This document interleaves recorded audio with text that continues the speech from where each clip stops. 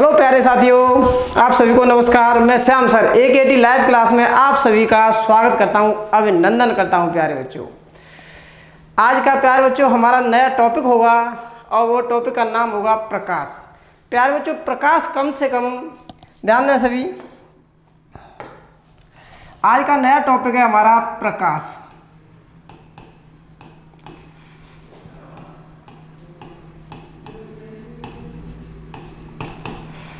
प्यारे बच्चों, आज का टॉपिक इतना जबरदस्त टॉपिक है। कोई भी कॉम्पिटिटिव एग्जाम हो, अगर हम बात करें NDA की, अगर बात करें हम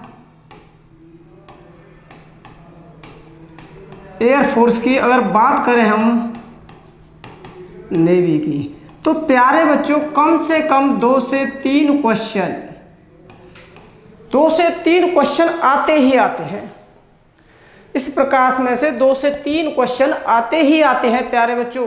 तो समझना सभी, गौर से समझना। मैं प्रकाश चैप्टर स्टार्ट करने जा रहा हूं। प्रकाश चैप्टर को मैं 3 भागों में पढ़ाऊंगा प्यारे बच्चों, ध्यान दें। पहला भाग, दूसरा भाग, तीसरा भाग। यहां जो भाग होगा प्यारे बच्चों बेसिक होगा, यहां जो भाग होगा कुछ इंपॉर्टेंट होगा, लेकिन यहां जो भाग होगा प्यारे बच्चों मोस्ट इंपोर्टेंट होगा। ध्यान देना, ये 3 भागों में हम डिवाइडेशन करते हैं प्रकाश को। अब समझो बेसिक में क्या होगा प्यारे बच्चों,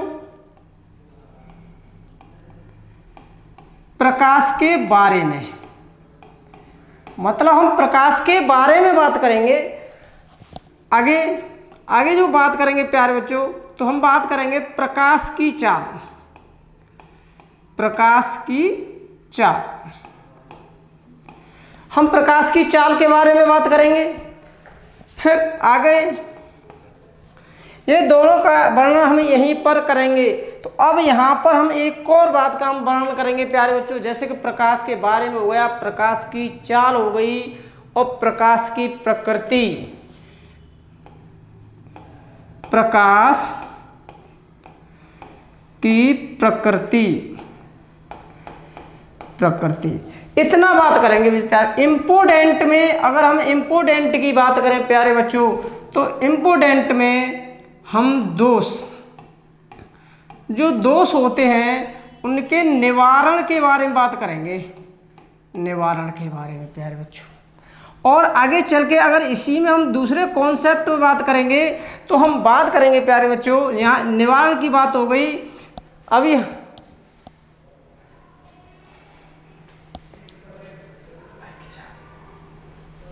वैसी है, आगे ध्यान देते हैं। दोष का निवारण करेंगे प्यारे बच्चों। और हम आगे इसमें बात करते हैं, तो हम इमेज मतलब प्रतिबिंब के बारे में बात करेंगे प्यारे बच्चों। मोस्ट इंपोर्टेंट भाग क्या होगा उसे समझना। सबसे पहले मोस्ट इंपोर्टेंट में फर्स्ट नंबर पर बात करेंगे प्यारे बच्चों परावर्तन। सेकंड पर बात करेंगे हम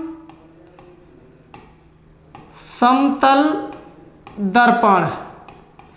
नेक्स्ट पे बात करेंगे प्यारे बच्चों अपवर्तन। आगे चल के बात करेंगे हम पूर्ण आंतरिक परावर्तन। प्यारे बच्चों समझो, परावर्तन, समतल दर्पण, अपवर्तन, पूर्ण आंतरिक परावर्तन, और फिर उसके बाद प्यारे बच्चों हम बात करेंगे व्यतिकरण, और फिर आगे बात करेंगे हम प्यारे बच्चों ध्रुवण। अब ध्यान दें सभी प्यारे साथियों, हमने देखा कि बेसिक की बात कर रहे हैं, तो हमने कहा प्रकाश के बारे में बात करेंगे, प्रकाश की चाल के बारे में बात करेंगे, प्रकाश की प्रकृति के बारे में बात करेंगे। हमने इंपोर्टेंट की कहा कि दोष का निवारण होगा, प्रतिबिंब का होगा, लेकिन हमने थर्ड पोजीशन कहा प्रकाश का परावर्तन, अपवर्तन, समतल दर्पण। अब ध्यान दें, अगर हम एयरफोर्स, नेवी, NDA की तैयारी कर रहे हैं, तो प्यारे बच्चों हमें सबसे ज़्यादा मोस्ट इंपोर्टेंट भाग को पढ़ना होगा। किस भाग को पढ़ना होगा? मोस्ट इंपोर्टेंट भाग को। और कुछ भाग हमें बेसिक से पढ़ना होगा। हमें 2 भागों में पढ़ना होगा। इतना ज़्यादा इमेज और दोष इतना ज़्यादा इम्पोर्टेंट नहीं है हमारे लिए, पर कोई भी आपका रेलवे का एग्ज़ाम देने जा रहे हैं, एनटीपीसी का देना है, एसएससी का देना है, किसी का देना है, तो वो इसे कर सकते हैं प्यारे बच्चों, कोई दिक्कत नहीं है। ठीक है, आगे बढ़ते हैं हम, आगे बढ़ते हैं प्यारे बच्चों, ध्यान दें सभी। अब हम अपना बेसिक भाग स्टार्ट करते हैं प्यारे बच्चों, ध्यान से पढ़ना सभी। देखिए हमसे बात की गई है प्यारे बच्चों किसकी, प्रकाश।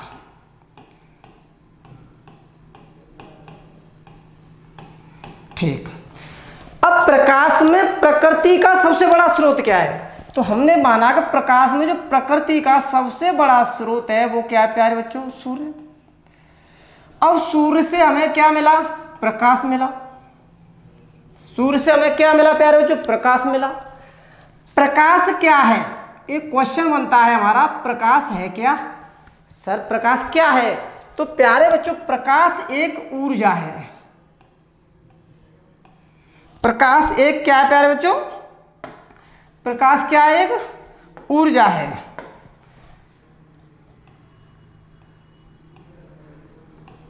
ऊर्जा है, एनर्जी है। प्रकाश एक क्या है प्यारे बच्चों, ऊर्जा है, एनर्जी है।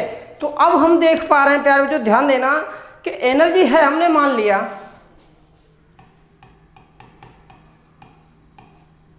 एनर्जी है। अब ध्यान देना, इतना तो सर जी हमारे हम जानते हैं। अब ध्यान दें, प्रकाश है जो ऊर्जा है, ऊर्जा को क्या नष्ट किया जा सकता है? नहीं किया जा सकता। ऊर्जा को क्या किया जा सकता है? चेंज, मतलब बदला जा सकता है। प्यारे बच्चों ऊर्जा को मतलब क्या किया जा सकता है? केवल बदला जा सकता है। अब प्रकाश से जो ऊर्जा आएगी प्यारे बच्चों, ध्यान देना, प्रकाश से जो ऊर्जा आएगी वो क्या होगी? प्रकाश ऊर्जा, ऊर्जा होगी। हमें चेंज करनी है, हमें क्या करनी है प्यारे बच्चों? चेंज मतलब बदलना है। अब जो प्रकाश ऊर्जा है अगर उसे बदलेंगे तो किस में बदल जाएगी हमारे पास? ऊष्मीय ऊर्जा में। ऊष्मीय ऊर्जा में प्यारे बच्चों, मतलब कॉन्सेप्ट को एकदम क्लियर करते हुए चलो, कॉन्सेप्ट को क्लियर करते हुए चलो प्यारे बच्चों। हमने देखा, हमने सबसे पहले बात की थी कि सूर्य, प्रकाश की स्रोत क्या है? सूर्य है। सूर्य से क्या मिलती है? हमें प्रकाश मिलता है। प्रकाश क्या है? एक ऊर्जा है। जो प्रकाश ऊर्जा है किस में बदल जाएगी? ऊष्मीय ऊर्जा में बदल जाएगी प्यारे बच्चों। किस में बदल जाएगी? ऊष्मीय ऊर्जा में। यहां तक कॉन्सेप्ट क्लियर है सभी का? आगे बढ़ते हैं। अब प्रकाश के लिए हमारे पास 2 भाग हो गए प्यारे बच्चों। नंबर 1 कण हो गया। नंबर 2 में जब पढ़ते हैं प्यारे बच्चों तो वो हमारे पास होती है तरंग। पहला, अब हमारे पास 2 भाग हो गए प्रकाश के। कितने भाग हो गए प्यारे बच्चों? 2 भाग हो गए। जाना नहीं है, डटे रहना है, एक एक कॉन्सेप्ट को पढ़ना है। और किसी भी ऑफलाइन पढ़ाने वाले टीचर से मेरे कॉन्सेप्टों को मिला लेना। सभी को बिल्कुल राइट, एक्यूरेट, राइट पढ़ना है बिल्कुल। बच्चे कहते हैं, बच्चों की बहुत बड़ी प्रॉब्लम होती है, सर जी हमारा कॉन्सेप्ट एग्जाम में नहीं आया, सर जी हमारी समझ में नहीं आ रहा है, सर हमने पढ़ा, हमें बहुत पढ़ा, हमने 2 साल हो गई, हमारे 5 या 4 नंबर आते हैं।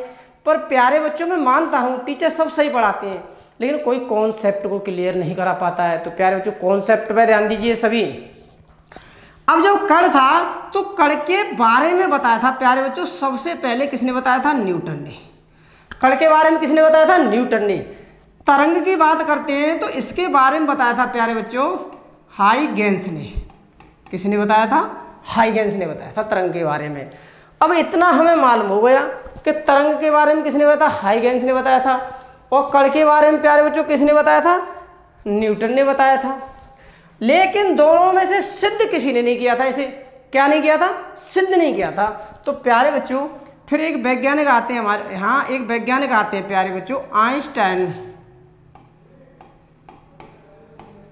आइंस्टाइन। जो आइंस्टाइन नामक के जो वैज्ञानिक थे प्यारे बच्चों, उन्होंने क्या किया कि आइंस्टाइन ने जो एक सिद्धांत दिया था, क्वांटम सिद्धांत दिया था। क्या दिया था? क्वांटम सिद्धांत। देखिए, जो क्वांटम सिद्धांत दिया था आइंस्टीन ने, तो उसके आइंस्टीन ने जब ये सिद्धांत दिया प्यारे बच्चों, तो आइंस्टीन ने कहा था कि क्वांटम मतलब क्वांटम सिद्धांत के आधार पर आइंस्टीन ने इसे प्रूफ किया था। किसने किया था? आइंस्टीन ने। लेकिन प्यारे बच्चों, आगे चल के एक वैज्ञानिक और हुए जिन्होंने एक पद दिया था कणिका सिद्धांत। कौन सा सिद्धांत दिया था? कणिका सिद्धांत। और कणिका सिद्धांत प्यारे बच्चों किसने दिया था? प्लांक ने। किसने दिया था? प्लांक ने। तो समझते रहें, बढ़ते रहें आगे और समझते रहें आगे, बढ़ते रहें और समझते रहें प्यारे बच्चों। देखिए, कणिका सिद्धांत किसने दिया था? प्लांक ने दिया था। क्वांटम सिद्धांत किसने दिया? आइंस्टाइन ने दिया था। कण किसने कहा था? न्यूटन ने कहा था प्यारे बच्चों। अब हम आगे बढ़ते हैं तरंग की तरफ। तरंग हाइगेंस ने कहा था तरंग, लेकिन प्रूफ नहीं किया था हाइगेंस ने। क्या नहीं किया था? प्रूफ नहीं किया था। तो अब ये प्यारे बच्चों किसने प्रूफ किया था? तो समझिए, इससे प्रूफ किया था प्यारे बच्चों मैक्सवेल ने। किसने प्रूफ किया था? मैक्सवेल। मैक्सवेल ने इसे प्रूफ किया था। तो किसके रूप में प्रूफ किया था ये समझो। विद्युत चुंबकीय तरंग। किसके रूप में किया था? विद्युत चुंबकीय तरंग के रूप में। किसने सिद्ध किया था इसे? मैक्सवेल ने किया था प्यारे बच्चों। जरा गौर से समझना।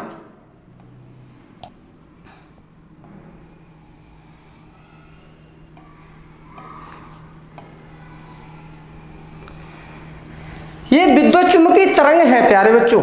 अब ध्यान दो, ये विद्युत चुंबकीय तरंग इस प्रकार से आ रही है, लेकिन इसके अंदर इस प्रकार से, ध्यान देना, इस प्रकार से, इस प्रकार से, इस प्रकार से, और इसके अंदर विद्युत क्षेत्र है। तो हम कह सकते हैं विद्युत क्षेत्र और चुंबकीय क्षेत्र एक दूसरे के लंबवत होते हैं प्यारे बच्चों। क्वेश्चन पूछा जाता है कि विद्युत बल रेखा, चुंबकीय बल रेखा या विद्युत क्षेत्र और चुंबकीय क्षेत्र एक दूसरे के कैसे होते हैं? तो हम कह सकते हैं प्यारे बच्चों कैसे होते हैं? लंबवत होते हैं। क्वेश्चन पूछा गया है एनडीए में, क्वेश्चन को ध्यान में रखना है प्यारे बच्चों, ठीक है ना। अब एयरफोर्स में पूछा हुआ क्वेश्चन की बात करेंगे हम यहाँ पर प्यारे बच्चों। ध्यान देना, कॉन्सेप्ट नंबर 1 में कि जो विद्युत चुंबकीय तरंगें होती हैं क्या मीडियम के बिना चल सकती हैं? तो हम यह बात कहेंगे प्यारे बच्चों कि जो ये तरंगें होती हैं ये माध्यम में और निर्वात में दोनों में गमन कर सकती है, प्यारे बच्चों कॉन्सेप्ट को समझना। जो विद्युत चुंबकीय तरंगें हैं वो माध्यम में भी चल सकती हैं और निर्वात में भी चल सकती हैं, क्योंकि इस पर केवल देखो वैक्यूम क्या होता है, यहाँ वातावरण न हो। क्या न हो? वातावरण। जैसे हमने कहा कि हम खड़े हुए, हमने सांस ली, सांस लेने के बाद हमने ली O2, फिर हमने CO2 के रूप में उसे छोड़ा। तो इसका मतलब क्या है कि यहाँ पर गैस है, और हम निर्वात कहाँ कहते हैं कि यहाँ लिक्विड नहीं हो, गैस भी न हो और आपका कोई सॉलिड न हो। तो इसका मतलब है जो वैक्यूम होता है वो कहाँ होता है? अंतरिक्ष में होता है प्यारे बच्चों। जो अंतरिक्ष में प्रकाश की अगर रंगों की या प्रकाश की चाल पूछी जाएगी तो प्यारे बच्चों सेम होगी, कोई दिक्कत की बात नहीं है। अब हम आगे बढ़ते हैं। अब हमारे पास प्रकाश की चाल, अब इसके बाद एक प्रूफ हुआ कि प्रकाश, सभी ने प्रूफ कर लिया कि प्रकाश की एक दोहरी प्रकृति बन जाती है, यहाँ पर कोई दिक्कत नहीं है। तो एक अब कहा गया कि प्रकाश की चाल, प्रकाश की चाल 3 × 10⁸ मीटर प्रति सेकंड। ये किस वैज्ञानिक ने बताया प्यारे बच्चों? तो इसे बताया था रोमर ने। किसने बताया था? रोमर ने।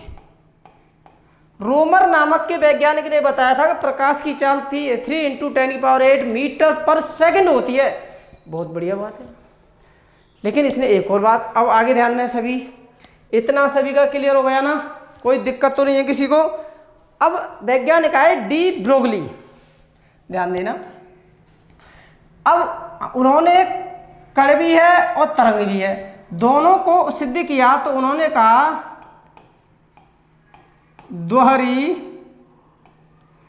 दोहरी प्रकृति। दोहरी प्रकृति के बारे में किस वैज्ञानिक ने बताया था? तो वो थे प्यारे बच्चों डी ब्रोगली। कौन से वैज्ञानिक थे? De Broglie. तो प्रकाश की दोहरी प्रकृति के बारे में किसने बताया? तो प्यारे बच्चों वो प्रकाश की दोहरी प्रकृति के बारे में बताया था, वो बताया था डी ब्रोगली ने बताया था। किसने बताया था? डी ब्रोगली ने बताया था प्यारे बच्चों, इस बात को ध्यान रखना। ठीक, अब हम आगे अपने कंसेप्ट की तरफ चलते हैं, तो सभी को ध्यान देना है प्यारे बच्चों। ठीक, अब कंसेप्ट आता है हमारा कण, यही कंसेप्ट की ओर चलते हैं। और ये दूसरा कंसेप्ट था प्यारे बच्चों यहाँ पर तरंग। इसने दोहरी तरंग, दोहरी प्रकृति के बारे में बता दिया प्यारे बच्चों। ठीक बता दिया, कोई दिक्कत की बात नहीं है। अब यहाँ पर क्या होता है कि कण है, कण, तो कण से केवल हम किसका अध्ययन कर सकते हैं? तो वो होता है प्रकाश का परावर्तन। दूसरा कॉन्सेप्ट होता है प्यारे बच्चों प्रकाश का अपवर्तन। इतना तो क्लियर है सर। अब ये बताइए कि तरंग से क्या होता है? तो तरंग का मतलब होता है जहां न लगाया जाए। अपवर्तन, विवर्तन, व्यतिकरण, ये सभी किसकी घटना होती है प्यारे बच्चों? तरंग की। तो तरंग में कौन कौन सी घटना होती है? नंबर 1 परावर्तन, अपवर्तन। जब हम घटना की बात करते हैं तो हमें इतना ध्यान होना चाहिए प्यारे बच्चों, जब हम घटना की बात करते हैं तो हमें इतना याद होना चाहिए कि ये दोनों घटना तो दोनों में सेम है। दोनों में कैसी हैं? सेम है। अब शेष घटना होती है, ध्यान दें, व्यतिकरण,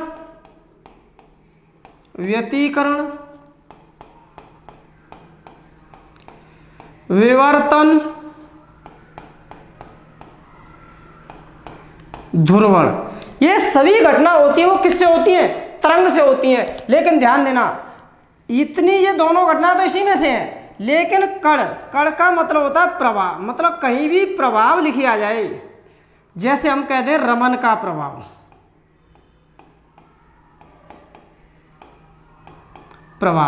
अगला हम कह दें कॉम्पटन का प्रभाव। तो पीछे क्या आ रहा है? प्रभाव आ रहा है ना। तो जहां प्रभाव आएगा तो वो किसकी घटना होगी? कण के बारे में। और जहां न आ जाए, परावर्तन, अपवर्तन, व्यतिकरण, न और एक शब्द ड, ये दोनों आ जाए तो वो किसकी घटना होगी? तरंग की घटना होगी। इतना ध्यान रखना प्यारे बच्चों। इतना क्लियर है सभी का? कोई दिक्कत तो नहीं, डाउट तो नहीं है किसी को? अच्छा जी, इतना क्लियर। अब आगे चलते हैं, आगे ध्यान दें। अब सबसे पहला जो टॉपिक है हमारा, उस पर हम बात करते हैं प्यारे बच्चों, ध्यान देते रहे सभी। प्रकाश का परावर्तन। किसका परावर्तन है प्यारे बच्चों? प्रकाश का परावर्तन। जब प्रकाश के परावर्तन की बात करते हैं हम, तो ध्यान दें,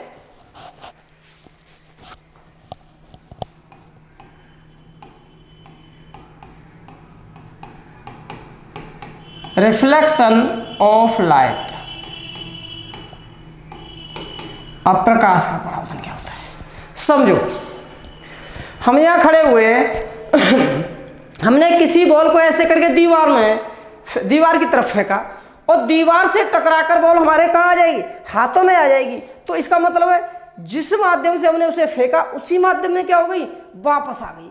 तो यही घटना किसकी होती है? प्रकाश के परावर्तन की घटना होती है प्यारे बच्चों। किसकी घटना? प्रकाश के परावर्तन की। समझिए, अब समझाने की कोशिश करेंगे, पूर्ण ध्यान दें। कोई भी एक हमारे पास समतल दर्पण है, मान लीजिए हमने इसे इस प्रकार से इस पर खींच लिया। यह मिरर है, मिरर हो गया प्यारे बच्चों, कोई दिक्कत नहीं है। मिरर तो है, लेकिन जो ऊपर का भाग है, ये जो भाग है, ये भाग, इस भाग को क्या कहेंगे हम? इस भाग को हम कहेंगे परावर्तन सतह। कौन सी सतह है प्यारे बच्चों? परावर्तन सतह। ध्यान से पढ़ना है बिल्कुल। अच्छा जी, अब हम क्या करते हैं कि यहाँ कोई भी हमारे पास प्रकाश स्रोत है, मान लीजिए हमारे पास यहाँ पर सूर्य है। कौन है? सूर्य है। तो प्रकाश स्रोत से कोई भी किरण इस प्रकार से आ रही है, तो ये किरण, आने वाली जो किरण होती है प्यारे बच्चों, ये होती है आपतित किरण। आपतित किरण, इतना क्लियर हुआ?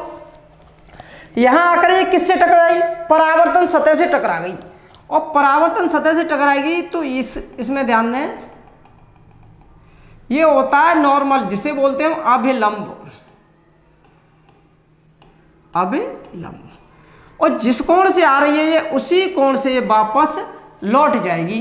तो प्यारे बच्चों ध्यान देना, यहां जो एंगल बनेगा हमारे पास,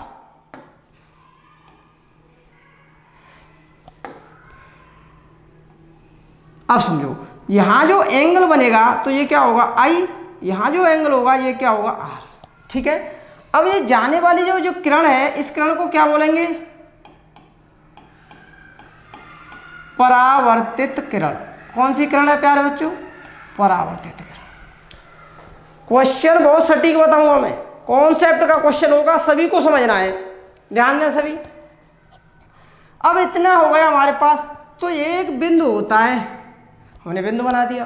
तो इसके दो रूल होते हैं प्यारे बच्चों। नंबर एक, पहला समझेंगे हम, तो पहले नियम को सब जब समझेंगे तो देखो, आपतित किरण, अभिलंब और परावर्तित किरण एक ही बिंदु पर मिल रहे हैं। कहाँ मिल रहा है? ये एक ही बिंदु पर। तो हम लिखेंगे इसे आपतित किरण और क्या है? अभिलंब। अगला क्या है प्यारे बच्चों? और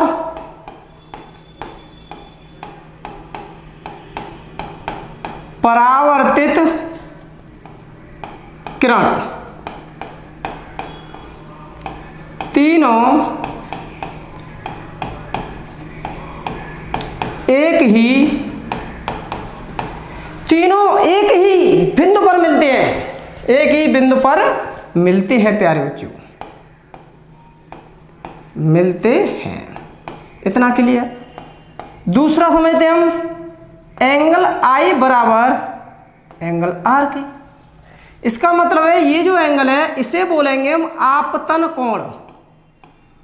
आपतन कोण, इसे बोलेंगे प्यारे बच्चों हम परावर्तन कोण। बड़ा गौर से समझना प्यारे बच्चों, समझिए। आपतित किरण और अभिलंब के बीच बना कोण क्या कहलाएगा?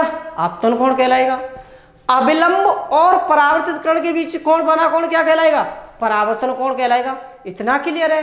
दोनों एंगल आपस में कैसे हैं प्यारे बच्चों? बराबर है। एंगल I बराबर एंगल R के, मतलब आपतन कोण सदैव परावर्तन कोण के बराबर होगा। कैसा होगा? बराबर होगा। बिल्कुल, आपतन कोण सदैव परावर्तन कोण के बराबर होगा। इतना क्लियर हुआ प्यारे बच्चों? आगे बढ़ते हैं।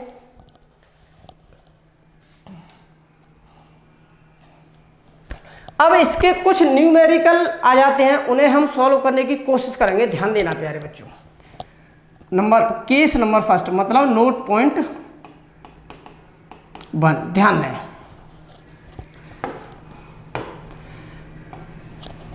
मेरे पास ये एक मिरर है प्यारे बच्चों। क्या है? मिरर है। और जो ये सतह है, ये कौन सी सतह है? परावर्तन सतह। कौन सी सतह है प्यारे बच्चों? परावर्तन सतह है। ध्यान देना, यहां कोई स्रोत है, मेरे पास स्रोत है, इससे कोई किरण आ रही है, ये आके यहां टकरा गई प्यारे बच्चों। टकरा गई ना? ठीक। तो ये किरण थी, ये क्या थी? आपतित किरण थी। आपतित किरण थी, इतना भी क्लियर है। अब देखिए एक ये सीधी रेखा है, तो जब सीधी रेखा की बात हो रही है, सीधी रेखा की, तो एक सीधी रेखा होती है प्यारे बच्चों, सीधी रेखा वो जो कोण बनाती है, सीधी रेखा जो कोण बनाती है प्यारे बच्चों, ध्यान देना एक मिनट।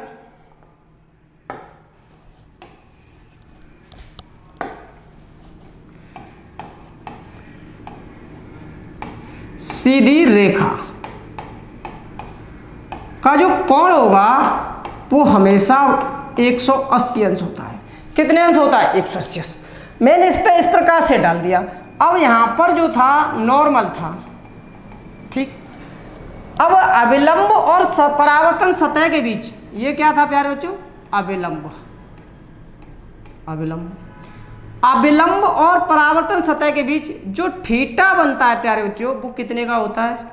90 डिग्री का। अभिलंब और परावर्तन के बीच जो कोण होता है वो कितने का होता है? 90 का। लेकिन हमने क्या किया कि इस रे को ऐसे इस प्रकार से डाल दिया, और हमें ये मालूम है यहाँ जो एंगल बनता है वो कितना बनता है? मेरे पास आई बनता है। अब मुझे आई की वैल्यू निकालनी है। किसकी वैल्यू? आई की। तो हम यहाँ क्या करेंगे प्यारे बच्चों? अपवर्तन कोण। अपवर्तन कोण को हम किससे रिप्रेजेंट करते हैं? आई से। आई बराबर क्या हो जाएगा? यहाँ कोई एंगल दिया होगा तो मैं एंगल इसे मान लूँ प्यारे बच्चों थीटा। कितना बना? थीटा। तो अब इसे हम निकालेंगे तो 90 माइनस के थीटा। कितना हो जाएगा? 90 माइनस के थीटा। जब एक किरण से टकराकर इस प्रकार से जाएगी तो यहाँ जो एंगल बनेगा, देखो इस कोण की बात कर रहे हैं हम, इस अब ये थीटा है, ये जो हमें आई निकालना है, तो आई का मतलब क्या है बेटा जी?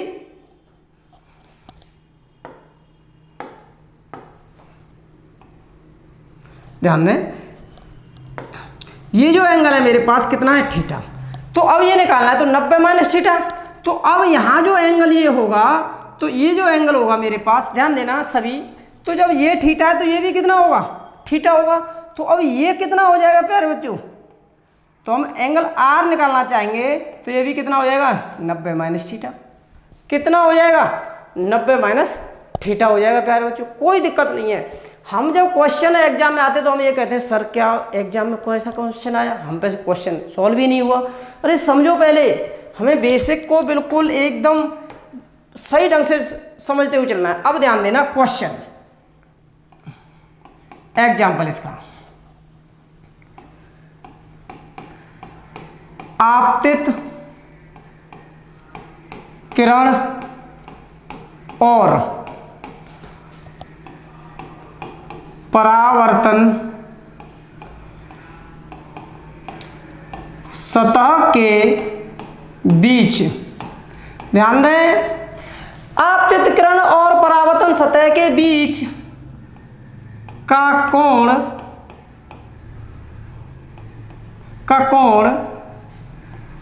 35 डिग्री है। कितने डिग्री है? 35 डिग्री है। तो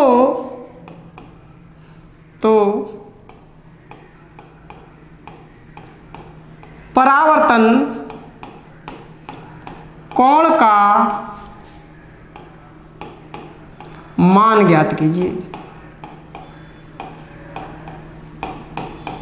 प्यारे बच्चों क्वेश्चन को समझो। आपतित किरण और परावर्तन सतह के बीच, और बच्चे ने, अब जैसे बच्चे ने देखा और बच्चा बोलता है सर 35 डिग्री दिया है, तो ध्यान देना ऑप्शन लिख रहा हूं नंबर 1। जब नंबर 1 की बात कर रहे हैं हम, तो प्यारे बच्चों हमने लिखा 45। कितने अंश? बी 55 अंश, सी 65 अंश, डी 90।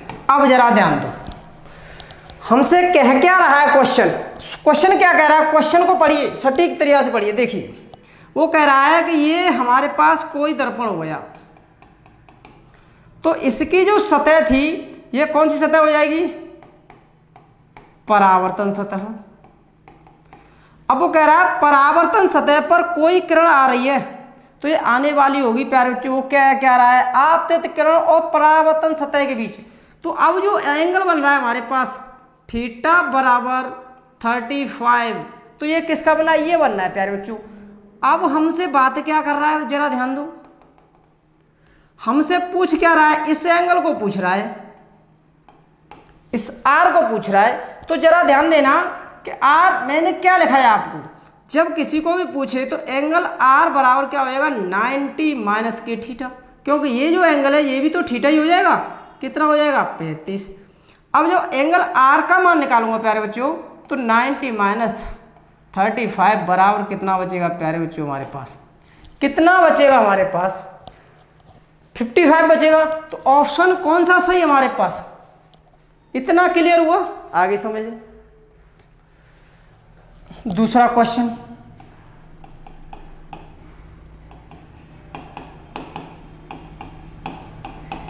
एयरफोर्स में पूछा हुआ क्वेश्चन है प्यारे बच्चों, ध्यान देना।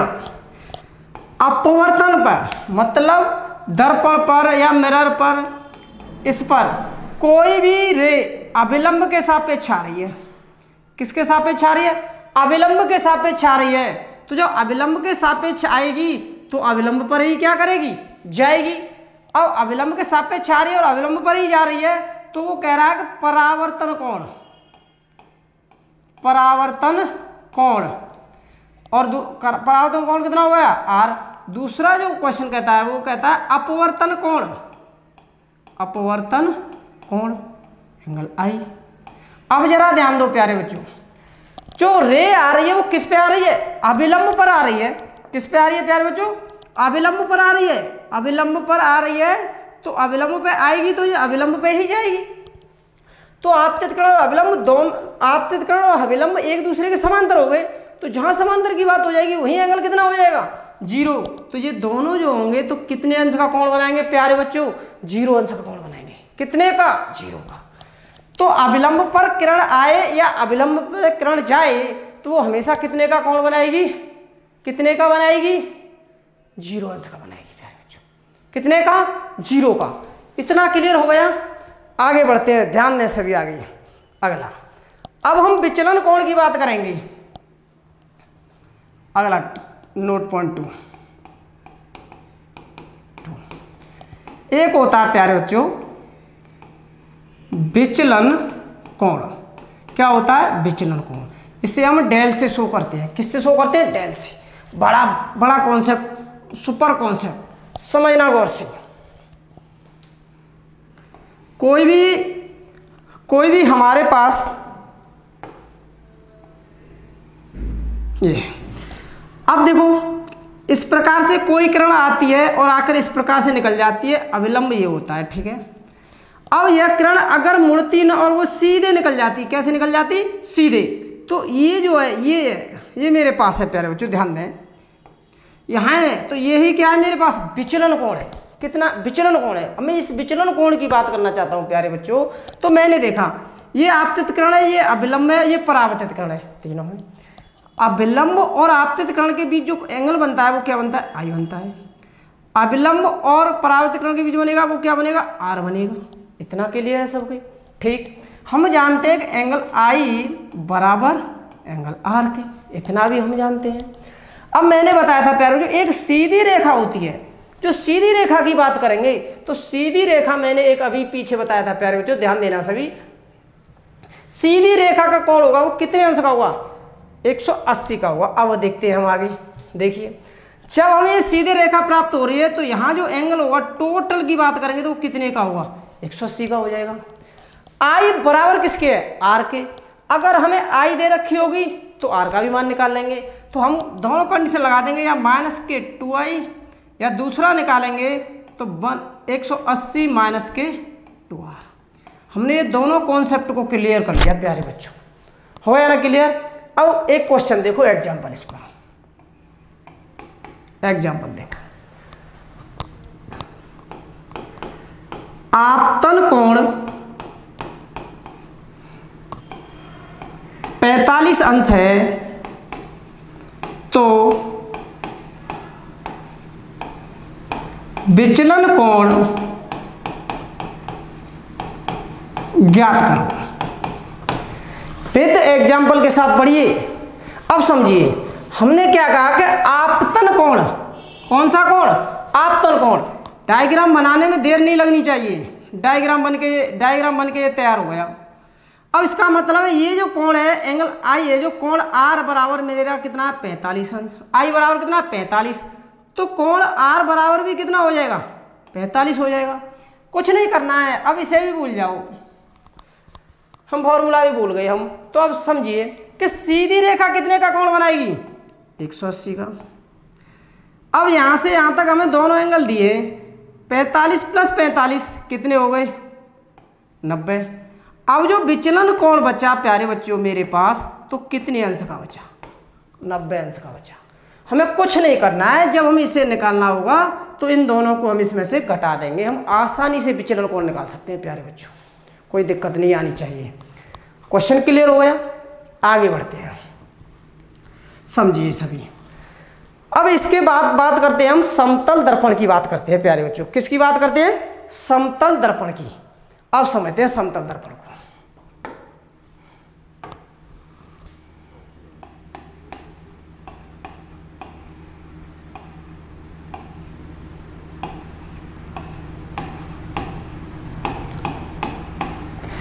जब समतल दर्पण की बात करते हैं प्यारे बच्चों, तो हम समतल दर्पण होता क्या है पहले तो हम इसे जानते हैं। तो समतल दर्पण है वो है क्या, इसे समझो।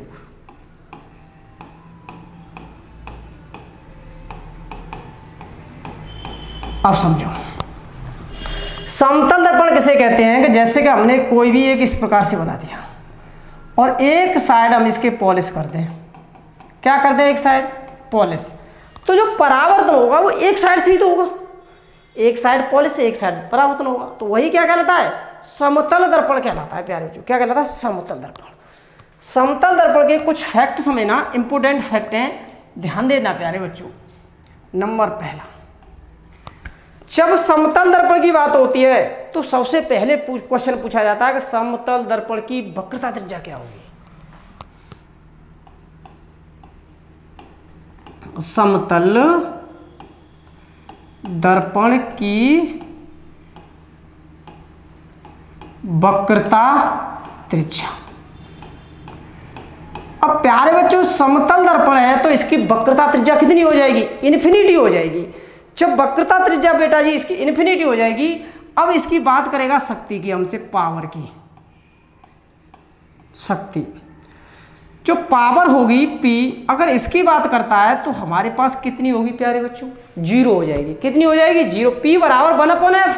जब f मेरे पास कितनी है इन्फिनिटी, तो पावर कितनी हो जाएगी 0 हो जाएगी। ठीक, इसके बाद बात करता है प्यारे बच्चों, ध्यान देना, आवर्धन क्षमता। आवर्धन क्षमता क्या होती है कि वस्तु की लंबाई बटे प्रतिबिंब या प्रतिबिंब की लंबाई बटे वस्तु की लंबाई। अब ये क्या करेंगे हम, ध्यान दें कि कोई भी ऑब्जेक्ट हमने यहां रख दिया, ये ऑब्जेक्ट यहां रखा है, यहां से कितने, अब देखो ऑब्जेक्ट की जो ऊंचाई है प्यारे बच्चों वो कितनी है h है। अब हमारे पास यहां जो इसका प्रतिबिंब बनेगा प्यारे बच्चों, तो प्रतिबिंब बनेगा वो इस प्रकार से बनेगा। तो जब ऑब्जेक्ट की ऊंचाई हमारे पास h है तो इमेज की भी ऊंचाई कितनी हो जाएगी h हो जाएगी। h से h को मैं काट दूं, जब सेम ऊंचाई है तो क्षमता कितनी निकल के आएगी 1। तो समतल दर्पण की जो क्षमता होगी प्यारे बच्चों वो कितनी होगी 1 होगी। कितनी होगी 1 होगी। अगर समतल दर्पण की क्षमता की बात करते हैं तो 1 होगी। क्लियर है। अब बात करते हैं हम अगला कॉन्सेप्ट। ऑब्जेक्ट तो रियल है,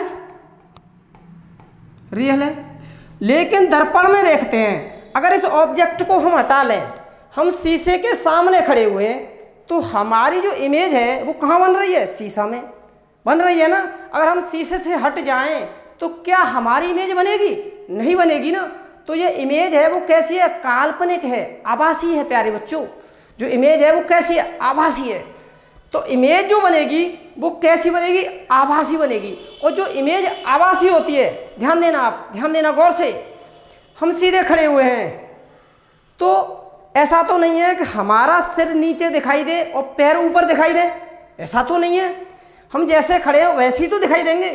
तो जहाँ आभासी होती है हमेशा वहाँ पर सीधा प्रतिबिंब बनता है। कैसा प्रतिबिंब बनता है, सीधा।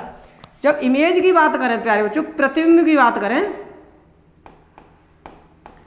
जो प्रतिबिंब है क्या प्यारे बच्चों, प्रतिबिंब वो हमेशा कैसा बनेगा, आभासी। कैसा बनेगा, आभासी। जब आभासी होगा तो कैसा होगा, सीधा होगा। आभासी होगा तो प्यारे बच्चों होगा कैसा, बिल्कुल सीधा होगा। इतना क्लियर है सभी का। ठीक, आगे चलते हैं। अभी आगे ध्यान दें, वस्तु की ऊंचाई बराबर किसकी है, प्रतिबिंब की ऊंचाई की। तो मतलब हम कह सकते हैं प्रतिबिंब वस्तु के आकार के बराबर होगी। इसकी एच है तो इसकी भी एच है, तो प्रतिबिंब की ऊंचाई वस्तु की ऊंचाई के बराबर होगी। हम लिख सकते हैं अगला पॉइंट इसका, प्रतिबिंब की ऊंचाई, प्रतिबिंब की ऊंचाई वस्तु की ऊंचाई के बराबर होगी, बराबर होगी। इतना क्लियर है प्यारे बच्चों। नेक्स्ट पॉइंट समझो, समझो नेक्स्ट पॉइंट। ये प्रतिबिंब है, मतलब मिरर है। ये क्या है, मिरर है प्यारे बच्चों। अब ये मिरर है, कोई भी ऑब्जेक्ट हमने यहां रख दिया, ये ऑब्जेक्ट रखा है। ऑब्जेक्ट की हाइट कितनी है, h। अगर इस ऑब्जेक्ट की हाइट h है, अगर इसका टोटल प्रतिबिंब, टोटल इमेज देखनी है हमें, इसकी टोटल ऊंचाई देखनी है, हमें किस में देखनी है, प्रतिबिंब में। जब प्रतिबिंब में देखेंगे तो प्रतिबिंब के लिए हमें कितने मिरर की आवश्यकता होगी, h/2 की। कुल लंबाई देखने के लिए, कुल लंबाई देखने के लिए, तो लंबाई का क्या हो जाएगा, कुल लंबाई का, तो लंबाई बटे 2। कुल लंबाई का देखने के लिए लंबाई बटे 2, लंबाई की कितनी हो जाएगी, आधी हो जाएगी प्यारे बच्चों। कितनी हो जाएगी, आधी हो जाएगी। समझ आए। जैसे हम मिरर, मेरी हाइट एक पे मान लीजिए 170 है। अगर मुझे अपनी टोटल इमेज, प्रतिबिंब मुझे मिरर में देखना है, तो मुझे मिरर कितना बड़ा लगाना पड़ेगा, तो मेरी लंबाई का आधा होगा। कितना हो जाएगा, मेरी लंबाई का आधा हो जाएगा प्यारे बच्चों, 85 सेंटीमीटर, मतलब 85 सेंटीमीटर हो जाएगा। मैं कह दूं तो इस बात को ध्यान रखो प्यारे बच्चों। आगे बढ़ते हैं। इतना सभी का क्लियर है, इतना डायग्राम शायद बिल्कुल सभी का क्लियर है। अब आगे बात करते हैं हम प्यारे बच्चों, डायग्राम से समझेंगे। Note point first, note point first समझिए। नोट पॉइंट फर्स्ट की बात करते हैं तो समझें, कोई भी प्रतिबिंब, हमारे पास कोई भी मिरर है, ये क्या है, मिरर।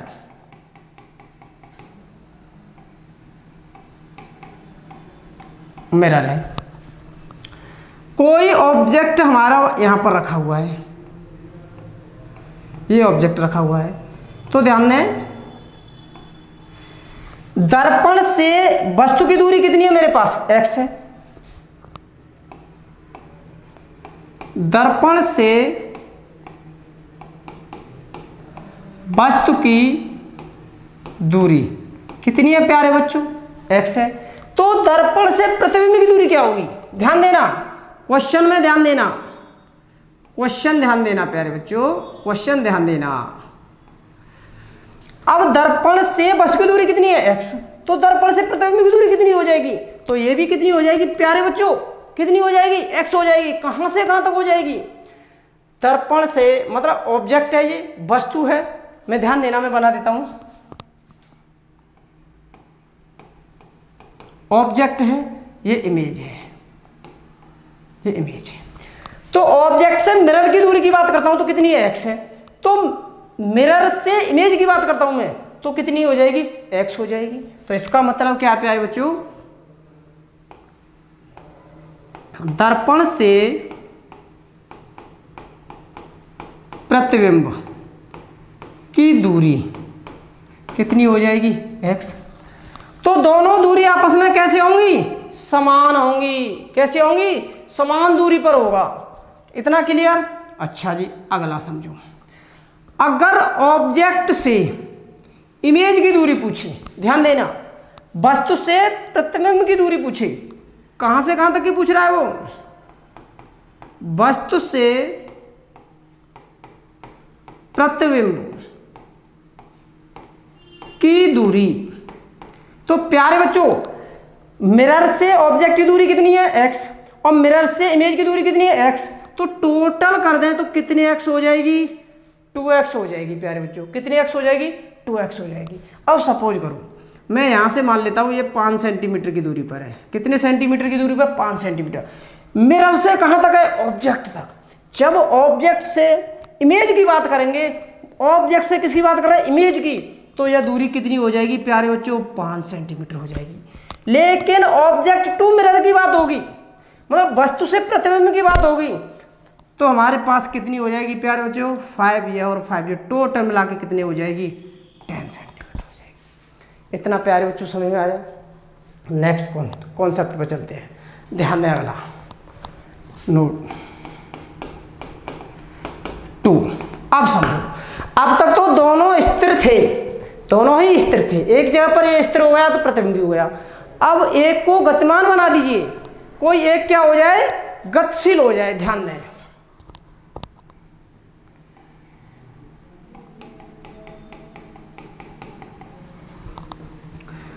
यहां कोई ऑब्जेक्ट है, ऑब्जेक्ट है। अब ये ऑब्जेक्ट है जो इधर की साइड जा रहा है, ये v वेग से जा रहा है, v मीटर प्रति सेकंड के वेग से जा रहा है प्यारे बच्चों, v मीटर प्रति सेकंड के वेग से। तो वस्तु है वो कितने से जा रही है, v मीटर प्रति सेकंड के वेग से जा रही है। अब प्यारे बच्चों इधर जा रही है।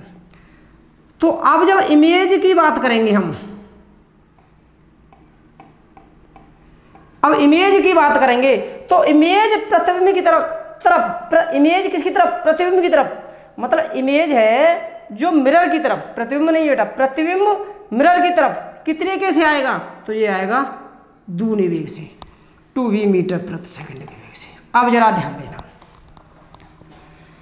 यदि कोई वस्तु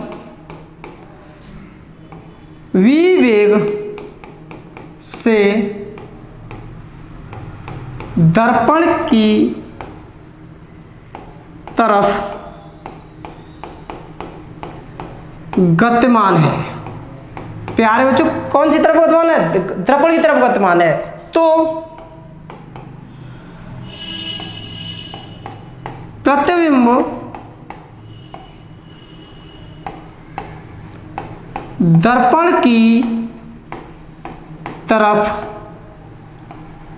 2v वेग से गतिमान होगा।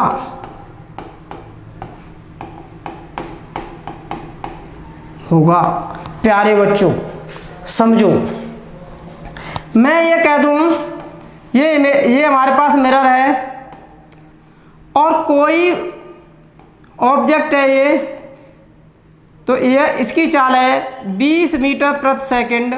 कितने मीटर प्रति सेकंड है, वस्तु से दर्पण की तरफ। ये कहाँ जा रहा है, वस्तु से दर्पण की तरफ। तो यहाँ अब इसका जो इमेज होगी प्यारे बच्चों, जो इमेज होगी वो कितने के वेग से इधर आएगी, तो इस वेग का कितना हो जाएगा, दूना। तो कितने से आएगी, 40 मीटर प्रति सेकंड के वेग से। इमेज कितने के से आएगी, 40 मीटर प्रति सेकंड के वेग से आएगी प्यारे बच्चों। इतना मालूम हुआ आपको, ठीक। नेक्स्ट आगे बढ़ते हैं, आगे समझिए प्यारे बच्चों सभी। अब हम कह देते हैं यह वस्तु दर्पण। अब हम अगला कॉन्सेप्ट की बात करते हैं, ध्यान देना सही बच्चे। वस्तु दर्पण से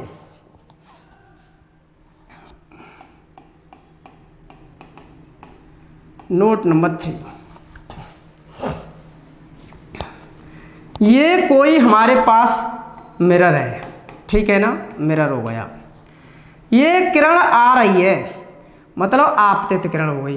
प्यारे बच्चों ध्यान देना, आपतित किरण हो गई, ठीक है ना।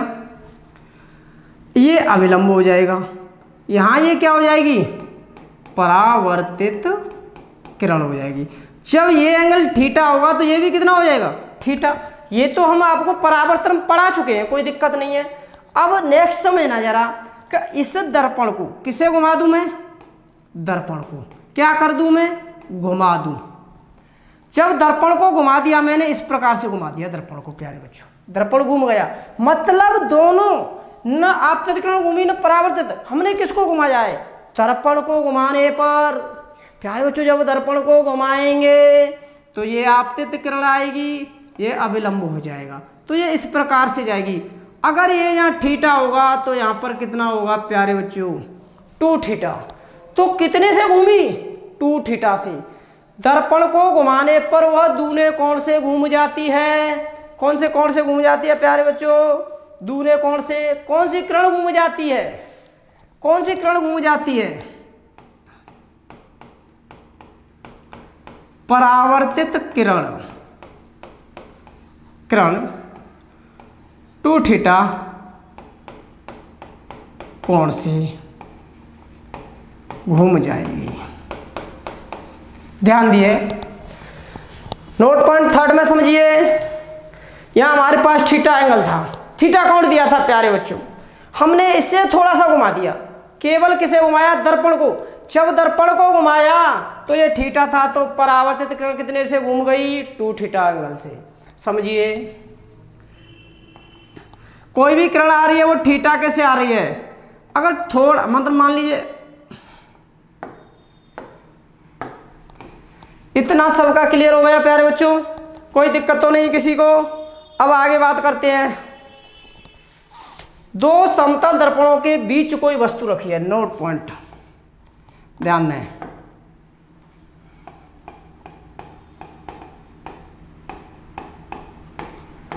दो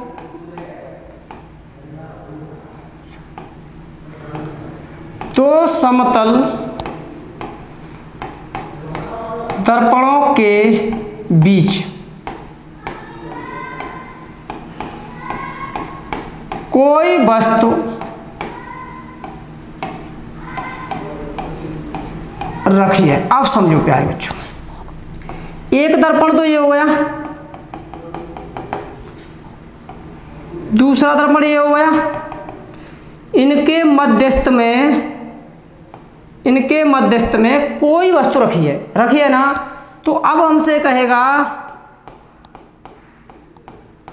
प्रतिबिंबों की संख्या। तो अब हम प्रतिबिंबों की संख्या निकालेंगे तो प्यारे बच्चों कितनी आ जाएगी? इन्फिनिटी आ जाएगी। कितनी आ जाएगी प्रतिबिंबों की संख्या प्यारे बच्चों? इन्फिनिटी आ जाएगी। कितनी आ जाएगी? इन्फिनिटी आ जाएगी।